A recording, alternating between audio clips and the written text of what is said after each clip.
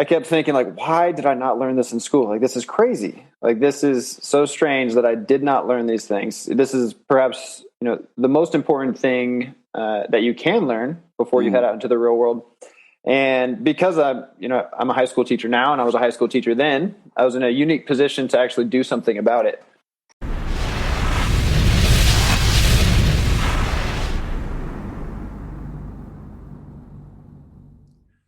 Well, my guest today is Jake Cousineau, an educator and author with a professional passion for teaching personal finance to young people. In doing so, he discovered that too much of the available literature on personal finance is dry or fails to connect with the younger audience. So he developed an approach that is relatable and engaging for young adults. In fact, he wrote a book about it titled How to Adult Personal Finance for the Real World. He's taught in 3 countries, coaches high school lacrosse and golf, and even won $50,000 on Wheel of Fortune. Welcome to the show, Jake. Steve, happy to be here. Thank you. We were talking before I hit record, and so you teach at a private high school out in California. That's correct. Yeah. So private high school. I'm in Thousand Oaks, which is just north of Los Angeles. Oh, okay. Yeah. So it sounds like from our discussions that it's fairly progressive as far as the type of classes they teach, and a lot of the courses you described, which we'll talk about in a minute. I wish regular public high schools have because it's very important. But how did you get started with doing this? Teaching personal finance for young adults. Yeah, so you touched on something that really did sort of it leads to my, I guess, origin stories, or the connection to personal finance. I've been a teacher at this school for this is my 9th year, and so I'm 34 years old. And when I was 26, so basically right when I started, I knew I was horrible at personal finance. I think, like most people, I didn't know anything. I was completely ignorant. I was making all the mistakes that you don't want to make. Mm-hmm. And then so I had just sort of my own personal, I always call it like my financial renaissance, if you will. Like I took control of things. I took responsibility. I, picked up every book I could. And I'm the kind of person, when I get invested in something, I really dive in. Mm-hmm. And so while I kept, I was learning, while I was reading different books, I kept thinking, like, why did I not learn this in school? Like, this is crazy. Like, this is so strange that I did not learn these things. This is perhaps, the most important thing that you can learn before you head out into the real world. And because I'm a high school teacher now, and I was a high school teacher then, I was in a unique position to actually do something about it. And as you mentioned, so my school is we're a private school, and we have quite a bit of agency, or sort of leeway to, if we have a class idea or a program idea to start. My administration has always been very supportive. So I said, hey, listen, I think we should start a personal finance class. I teach some other classes, but I think this one is, as far as, the utility, like students need this more than anything else. So they gave me the all clear, they gave me the green light, and then I slowly started, and then it sort of dawned on me, like, oh, I have to figure out what I'm going to do for this You class. actually have to have Now I've got to build teaching out plan. now I've got to build out this curriculum. But it's like anything else, one foot in front of the other. And now it's my most popular class. Parents love it. Students love it. Across the board, it's really become my passion. So have you always taught at the school? Was this your first teaching gig, or did you teach elsewhere before that?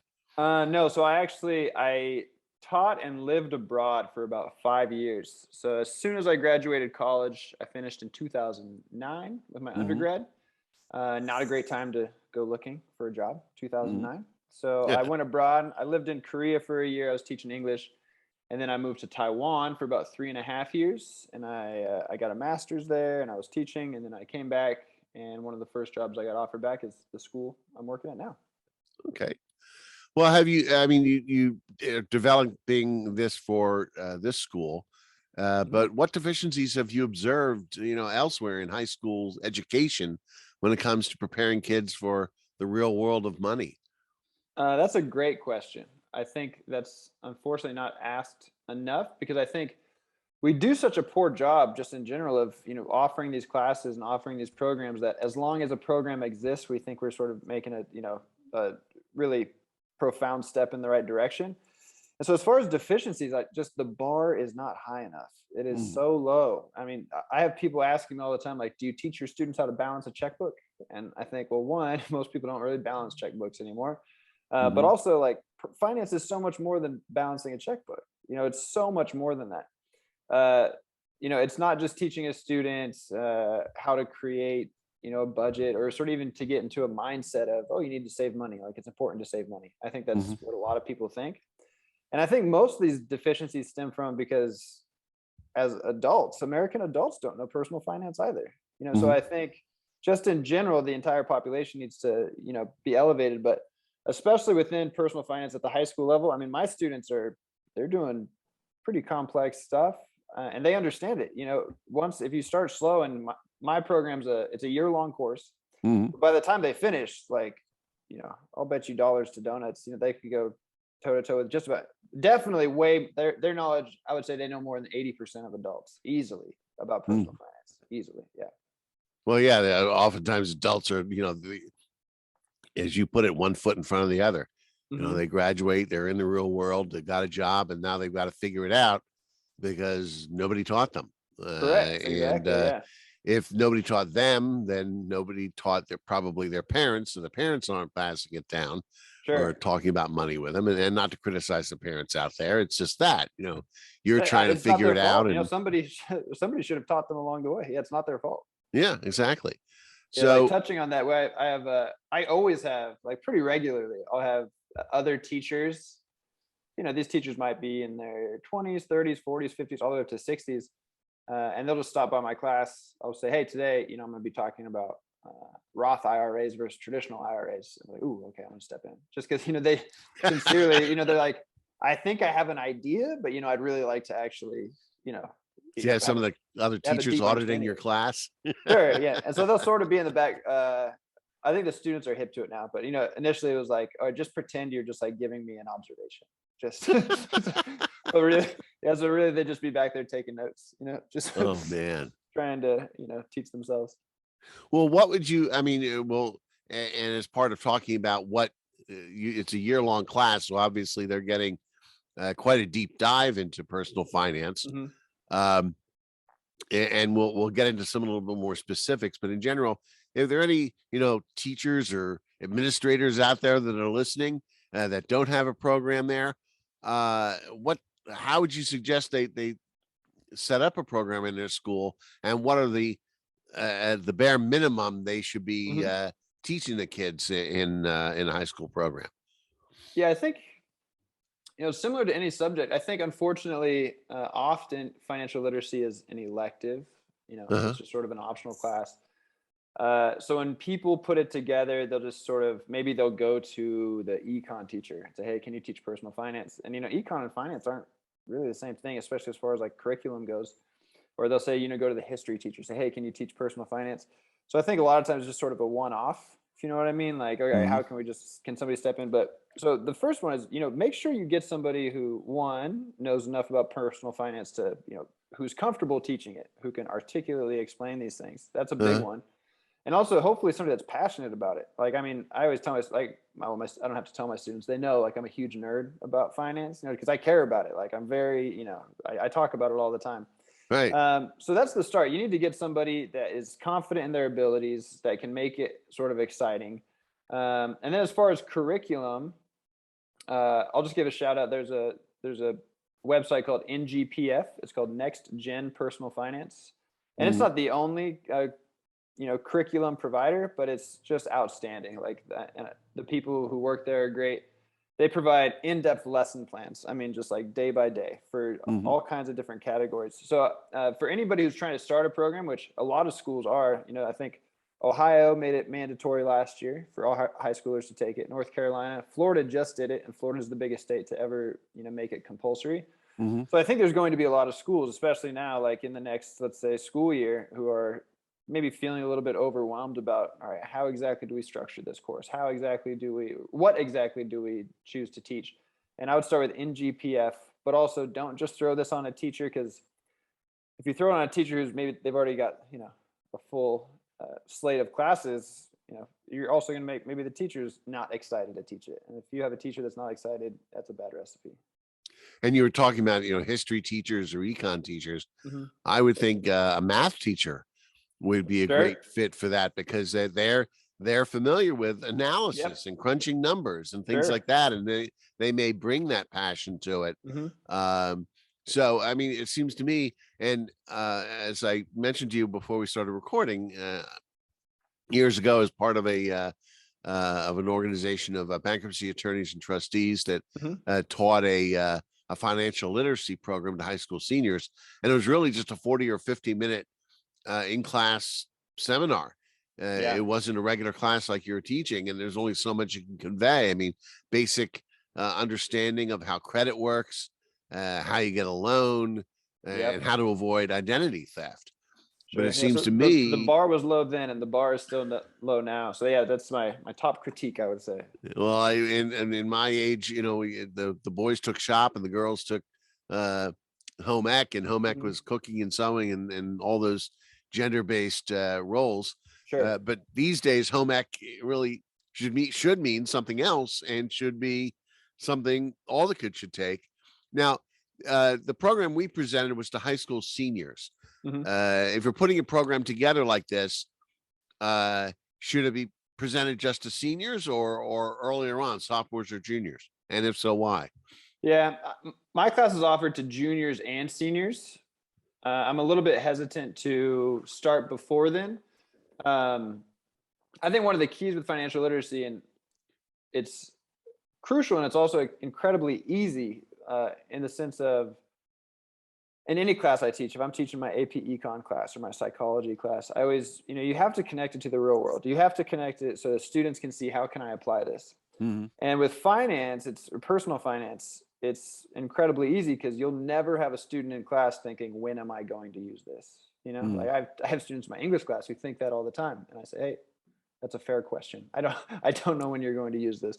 But in personal finance, you have to make it relatable. So I like to stick with seniors because uh, the motivation for learning is already sort of baked in. These seniors are on the doorstep of, Mhm. independence for some of them, or at least, university, college, maybe a trade school, whatever it is. Uh-huh. So I think they really feel, the weight of the situation. So they're already motivated to learn, right? They're already Mhm. like, I do need to know this. And they might have some, uh, authentic concerns or fears already that are, Mhm. it's not far away before I am going to be on my own. So I really like to teach these things with juniors and seniors. You can start lower. Um, Again, but I think if you do start lower, you either have to lower the bar a little bit. Mhm. You're not going to teach maybe as advanced concepts, and you do kind of run the risk of, I mean, any high schooler, it's hard to talk about retirement. Like, I'm 17. Why do I need to talk about money when I'm 65? And I'm like, no, this is the exact time. Yeah, you talk about it like because you are young. Mhm. But at least with my seniors, they get it. They really do. My juniors and seniors, they understand the severity of the situation. They take it seriously, and they're motivated. Well, just as a quick aside, we were talking about who should teach it. With the math teachers, I mean, they're familiar with, crunching numbers and analysis. Hmm. This is also, they get that big, when am I ever going to use this? Yeah, Especially with absolutely. algebra and everything. And I'm sure they'd love to be able to teach something that the kids are going to use. Sure. Uh, but let me ask you this: when you're talking to the seniors, Hmm. uh, and you're teaching that class, do you teach them the economics of going to college, looking at financial aid packages and borrowing money and how it works, and in that context, so maybe they don't go to a school that'll cost them a fortune and have them laboring under crushing debt when they graduate? Oh yeah, Steve. We do a deep dive in my class. So any student in my class, and basically our school, you have to, when you get your acceptance letters, you're going to get your financial aid packages from each school. Hmm. Uh, it's not mandatory because I can't mandate somebody bring me their financial aid package, but Right. I'm close with my students, so nearly every single student does this. They will bring me their financial aid package. They'll look at how much they have saved, from their parents. They'll look at their EFC, it's the expected family contribution. They figure out how much they'll have to take out in loans, and they have to show me, all right, based on these projections, how much am I going to have to pay per month, when I graduate? What's my interest rate going to be? How long is it going to take? So my students, I'm very pleased. I'm giving myself a pat on the back here. I think this should be mandatory, but also it's not difficult to do this. The students get it. They can calculate this on their own once they start, the financial aid packages start getting, they start coming out. Because if you just tell a student $60,000 in loans, it means nothing. There's no context for that. But if you get them to break it down in a per month basis, and especially if you can get them to see, all right, you're gonna have $250 a month in interest, just in interest, that's when they're like, ooh, this is a bad choice. And then they also have to compare, what do you think your starting salary is going to be? So they look at the starting salary versus your monthly payment. So I make sure that they go in with their eyes wide open. Here's the choices you need to make.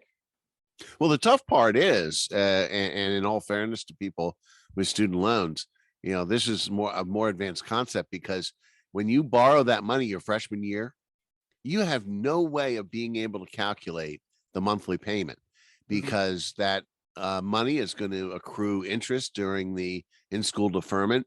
It's then going to capitalize when you graduate. And now all of a sudden you're paying back a much higher principal amount than you borrowed in the first place. Yeah. So, the vast majority of students don't even know what interest is. Yeah. when they sign up for these things. And what I tell people, and I had a recent episode on this, and I'll leave the link in the show notes to that episode, on how to choose school. You're a high school senior, you've gotten your acceptance letters, and evaluating the offers to take the best deal. Just because you got into a great school doesn't mean you can afford it. And there has to be, getting the best school you can that you can afford. So you say, all right, well, how much are you getting in grants that you don't have to pay back? How much in scholarships you don't have to pay back? 100%. How much money do you have in your college fund? And then how much then are you going to have to borrow? And, look to the federal programs first. Sure. And then maybe, depending upon your state, what they offer. But one of the things I say there, if you're at that point, you've exhausted everything else, but you're still falling short on the cost of attendance, and you're looking at private loans, that's when you have to stop and think, wait a minute, can I really afford this? Because a private, that's sort of the line. Once you start crossing that and starting getting into private loans, there's a lot you can control. There are some federal loans that are subsidized. So the government pays the interest while you're in school. So that helps. And you're able to calculate, you pretty much will know what your monthly payment will be at that interest rate for what you borrowed, because there's no accruing and capitalizing interest. But that's not gonna, most of the loans and stuff you're gonna get is not subsidized that way. But that's a great way of applying. Here you're teaching personal finance, but here's not just for in the future when you go out into the real world and get a job, but this is what you have to do right now. Yeah, exactly. No, it's right now. Yeah. Because especially, so we're recording this on April 1st. So basically not all of our students have committed, but I'd say 75-80% of our students have already committed to the schools. So they're looking at real numbers at this point. They can come to me and be like, Mr. Coos, here's what I've got, here's how much we have saved, what do you think, here's my here's what major, because the big one is just like what's your projected or hopeful starting salary. So it's real. It's not hard to get them to see the utility or the real world application of this stuff at all. And then calculate in things like a lot of people are going to a community college for 2 years. And then transferring the credits, making sure have a plan, know where you're going after those 2 years, so you make sure that the credits transfer, but you can save a lot of money that way. You basically outlined the third chapter of my book. What is this? How do you choose a school? Is this school right for you? You can't just go to your dream school because it's your dream school. You have to look at the price. You should really consider community college. So you've hit a lot of my talking points within the third chapter of my book. So we're on the same page. So, all right. So let's go over. We talked about, if there are any teachers or administrators, whatever, listening as far as what they should teach. What subjects are part of your class? It's a full year, so you're going to cover quite a bit. You just sort of give an idea of the different topics? Yeah, so we start with just basic interest. How does interest work? Teaching what is APR. You know, Uh-huh. it, it's hard for people to remember what you know and what you didn't know when you were 16 or 17, Uh-huh. but they don't understand if you need to borrow $10,000 to pay for a car, they just think, okay, so you have to pay whoever loaned you the money $10,000 back. You say, no, that's not that's not how it works. You have to pay them Right. back more. There's an interest. So you just start with interest. Uh-huh. And so that's sort of a balancing act between scaring them with APRs, and you can get buried in debt very quickly. But Mhm. also the other side of it is showing compound interest when it's in your favor. Yes. Yes. Teaching. You could do start very slowly with, like, if you have a high yield savings account that's maybe 2%, which currently doesn't exist anymore. But at times Mhm. it does exist. They get excited about that. They're like, "Ooh, you can make money just by doing nothing. Your money can work for you." And then Right. you teach them, like, all right, you want to throw in like 8% from the stock market. Then they're like, whoa, all right, this is incredible. So you teach them it goes both ways. Interest is either going to work for you or against you. So we do interest first. I do basic banking, checking account, savings account, online bank versus traditional banks, overdraft protection. So all those things. Then we go student loans. Mhm. Applying for FAFSA, how do you compare schools? Throw in community college. Is college even right for you? I think college is too often pushed on people that Yes. it shouldn't be. So I let them know you do not have to go to university to be successful. We go into budgeting, how to make an effective budget. Make sure you're not spending, uh, too much money in the wrong categories. Really highlighting you have to have a budget. You got to track every dollar that you spend. Mhm. We go into we go to credit, just credit history. How do credit histories work? How do you protect your credit history? Credit cards, how do credit cards work? You shouldn't just be afraid of them. They are tools to help you build your credit history. And if you know how to use them effectively, paying off your balance every month. So then we go to credit cards, then we go investing, talk a lot about index funds, mutual funds, expense ratios, things like that. Retirement, how do 401ks work? How do IRAs work? Roth versus traditional. Mhm. And then we go insurance, premiums, deductibles, all that. And then the last section we do is like big purchases, buying a house, buying a car. How much should you have put down? Stuff like that. So by the Right. time they finish, I mean, they're ready. I feel like they have a pretty strong foundation. They're going in with their eyes wide open. Oh yeah, but you're taking a full year. How many times per week do you have class? Is it once, Or twice a week? it's a full-time gig. I mean, Wow.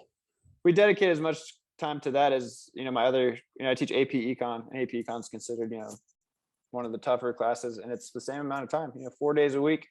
I think it works out to like 225 minutes per week. Wow. So 4 days a week for a full school year. Mhm. That's quite a deep dive into personal finance. Yeah, that's why Uh, it's like we don't. I really firmly believe my students, by the time they finish, know more than 80% of adults, probably higher, to be honest. We spend a lot of time on the subjects that they get it. Now, is this an elective or is it mandatory or? It's currently an elective, but I'd say definitely over probably 60% of our students take it. And I Mhm. think starting next year, it'll probably be mandatory. Are you going to be, so then you'd be teaching it to all the student bodies. Then I'll be So, teaching it to, well, all this. Our plan is to make it as a senior, you have to take it. oh, well, yeah, so it would be mandatory for seniors, but You can't depending on how graduate large your without, classes are. Yeah. exactly. Yeah, you can't graduate without coming through me at some point. Yeah. Okay, so it's not an elective now. I mean, it's mandatory at least by your senior year. That's what we're moving toward. Oh, okay, Currently it's an elective, but I believe starting, next year, it'll be, it's going to become mandatory. cool. Yeah. All right. Well, so we've been referencing as we've been talking this book of yours. Tell me about your book and how you came to write it. Sure. So after I started teaching the class, I think my second year, I was going through all the resources, went through everything online, and I'm a pretty voracious reader. So I've read, dozen personal finance books. And I thought, man, there's nothing out there really that speaks in an engaging way and sort of a relatable way for young adults. Mhm. And that really just, instead of most of the financial books out there, like get yourself out of debt, or they're sort of reactive, somebody who's already sort of in trouble, like how to get yourself out of trouble. um, I just want to I wish there was something out there that just explained things, like how do these different things, different services, whether it's like a mutual fund versus an index fund, or Roth Mhm. versus traditional, whatever it is, just really break it down simply so you can understand it. So I started writing just like a little pamphlet, almost like a 50-page thing for my seniors when they graduate. And Uh-huh. I showed it to a friend, and my friend said, why aren't you doing this like full scale? Just turn this into a book. Like, this is fantastic. So I just started writing it, started expanding it a little, decided what my chapters were going to be. And then during the pandemic, I really had a bit more time on my hands. So it took me about a year to write. And then I was meeting with editors and all that stuff. So yeah, it came to be as, like we said earlier, just sort of one foot in front of the other. But it was really born out of just sort of not seeing any resources out there that really break things down simply for young adults to understand these Mhm. concepts. Do you use that as your textbook in the class, or is it I do, just yeah. something? I mean, I use it pretty often in class. I mean, at this point, I already know all the stuff that I want to talk about, but especially, now my students, they all get one for free, of course. But so when they graduate, they could pick it up at any time, and I feel confident that they'll be able to just sort of refresh themselves. Say, oh yeah, okay, so this is how it works. But we do use it in class because I have a section of each chapter where I ask them sort of an application. So if we're Mhm. teaching about budget, then I'll have 4 questions about budgeting that you need to answer. So there Mhm. are some little brief activities or questions in there. Yeah, I was looking at the information on the book itself, and you said it contains an hands-on personal finance tools. Mhm. What kind of tools can people find in your book? Yeah, so the tools are more sort of a reference to, um, like for instance, for the retirement chapter. Hmm. I'll give a question at the end of the chapter about, all right, if you have $1,000 now and you want to invest $500 per month for Hmm. 42 years at 8% APR, how much money will you have? So the tools I offer are just online tools, compound interest calculator, a debt repayment calculator. Hmm. Really, just because I'm such a firm believer in, if you know how to do these things, you can figure out so much of this stuff out on your own. At the very least, you don't need somebody to put in numbers into a compound interest calculator for you. You can do it, right? You Right. have these abilities. So I just try to present as many resources as I could uh, within the book. So hopefully they can get comfortable using these things, because I mean, I use calculators like that all the time, Mhm. and I think most people should. Well, yeah, there are, and for student loans and that sort of thing, there's Sure. also Hmm. studentaid.gov has a lot of tools on not only on repayment plans afterwards, but on planning your borrowing and things like that. Yeah, student aid is fantastic. Yeah, I agree with you there. Yeah. it's a great tool. But it also those are some of the tools and sort of exercises, I guess, Hmm. that are in the book, so you can start giving some practical application to what you're teaching. Um, it also indicates there's some anecdotes and revealing stories in the book. I guess I mean people love stories and communicating concepts with stories. Can you tell us a couple of stories from your book? Sure. Yeah. So real quick, just sort of the way the book is structured, so if I have my section on credit cards, Hmm. the first section is just, it breaks down how credit cards work, all the information you need to know about credit cards. And then after that, there's always a personal connection, which is what you're referring to. That's like my personal like anecdote, my relationship with whatever the chapter topic is. Hmm. Then I've got key takeaways, just bullet points. All right, here's the things that you definitely need to know about credit cards. And then I've got an example, like meet Steve. Steve has been spending, he's got a $6,000 balance and his APR is this. So there's a tangible example of how the concept works. And then lastly, I've got the questions to really test your knowledge. Hmm. But so to your question, as I said, as we opened up this podcast, I did so many dumb things when I was younger, financially, just like, classic mistakes that you should never make. Hmm. And now I've gotten to a point. I mean, I teach the subject. So I consider myself a bit of an expert on personal finance. I've written a book on it. Because I really want to share with people. I think you get to a certain point. I don't know if it's 25, maybe 30 years old, and let's say if you don't know how a life cycle fund works, you're just too embarrassed to ask about it. You think everybody else knows these things, right? So you think everybody else knows them, so you don't want to ask. And so I really wanted to share all of my blunders because I know people might read my book who are not making good decisions, who have made mistakes, to let them know it's all right.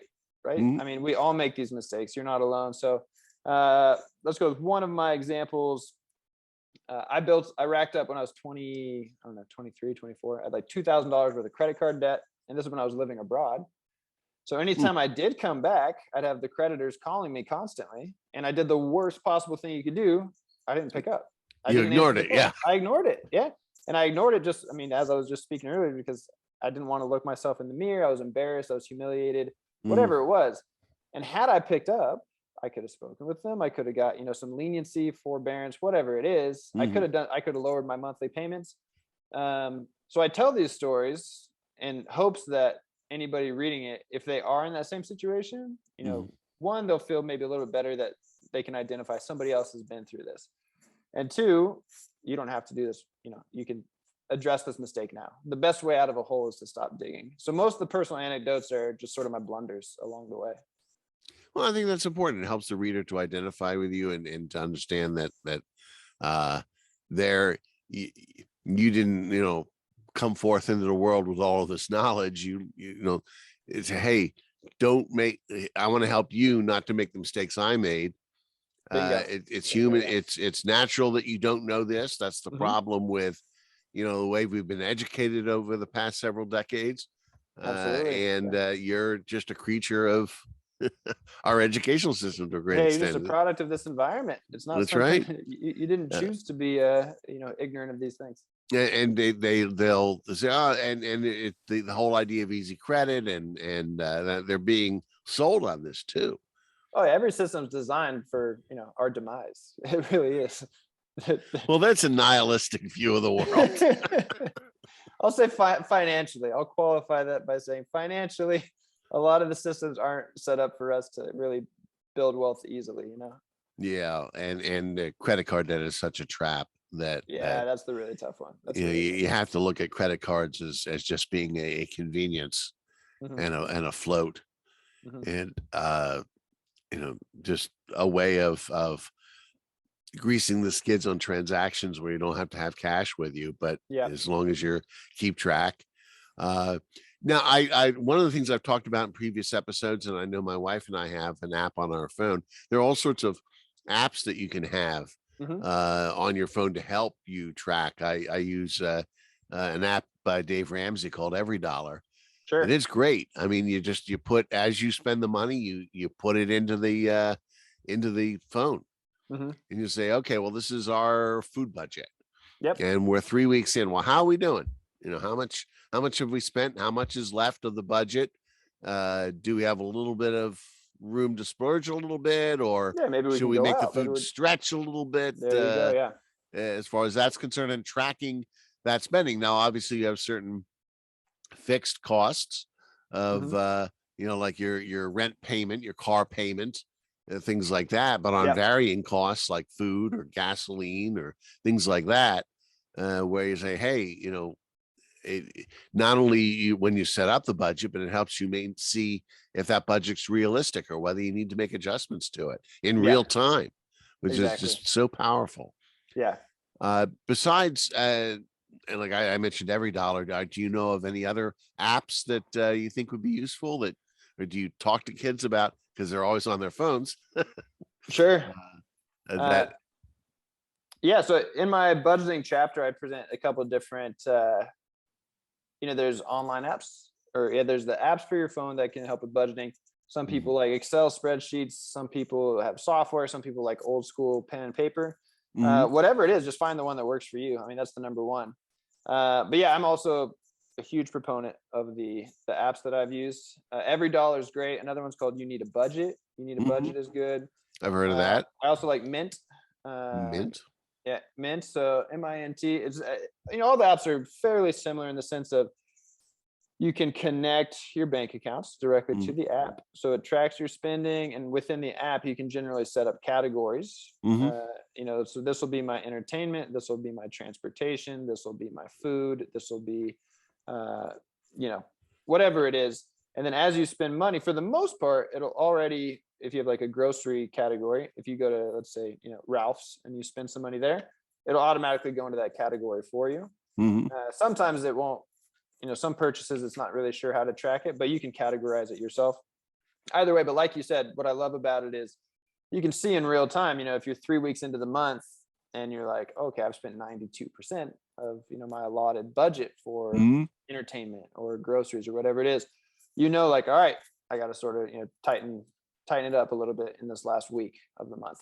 And that's so much more effective than a lot of people wait maybe till the end of the week. Some people wait till the end of the month, whatever it is. Mm-hmm. But yeah, the more sort of strict that you can be, or careful you can be with your money, you're going to be more successful. And these apps are a great way to do it. Yeah. And it's becoming more and more challenging these days with the inflation that we're seeing, Absolutely. in costs going up. And as they go up, I think that people need to can constantly be adjusting their budgets and tracking their spending, and this is a great way to do it. Yeah, Before you get the bill, you have an idea of maybe you need to put on the brakes if that's possible. I mean, sure. if you need gas to get to work, you need gas, you got to buy it. But That's a good example though. So you can figure out right away. Okay, so gas is one part of my budget that there's no wiggle room. And so yeah, that being said, if I know that I can't change my gas budget, where can I possibly shave some dollars off? Right? right. Where can I actually change my behavior where it'll hopefully it might not balance it out, but at least mitigate whatever expenditures you have. Mhm. So your book, if listeners out there are interested in, they didn't have home ec in high school, Hmm. or they want the book for their kids, how can they get a copy? Is it on Amazon, Barnes and Noble? Where can they get Yeah. it? So Amazon's the easiest way. Again, so it's just called How to Adult Personal Finance for the Real World. If you just type How to Adult and then my name Jake, if you just say How to Adult Jake, it'll probably be like the first thing that pops up. But yeah, so it's on Amazon. It's simple. I also have a website called Mhm. htapersonalfinance.com. And so I've got YouTube videos up there if you're more of like a visual learner that break down a lot of different concepts that I speak about in the book. So Okay. yeah, that's where you can find my stuff. And I really hope that if it's not with my book, your listeners do take uh, control of their finances and really, find some motivation to, you know, uh, do these things, because I really think personal finance is unbelievably important. And, like I said, it's become my passion at this point. And that might be a good parent-child exercise. If you're the parent of a teenager, you Hmm. say, "Hey, son, daughter, I didn't learn this when I was in school, and I want to be better at this. Let's learn together. Let's go through Sure. this book." And that's a great opportunity with parents and children to work together on this thing. That's a great point. Yeah. And I think, because like I said, even if you're in your 40s or 50s or 60s, you'll probably learn something. Again, it's Yeah, not just really basic elementary stuff. It gets pretty deep into personal finance. So I think there's a little bit of something for everybody there. good. Well, I'll leave some links in the show notes to your website, and to I'll Google it and get the URL for your book, so people can Perfect. just click to the page and get that book to read. And I'll put some other contact information there about you if anybody wants to reach out. All right. But I appreciate you coming on to the show, and it is so important to communicate about money to your children, and for people in general to just learn about personal finance. I mean, I've done 150 episodes of this podcast since 2016, and on many different topics. Hmm. So there's a lot to learn, and a lot to know, but it Absolutely. can really make life a lot easier for you if you're able to master it. Definitely can. Yeah. All right. So thanks for coming on the show, Jake. And I'm sure a lot of people will benefit from the information. All right, Steve. Thanks for having me. It was fun.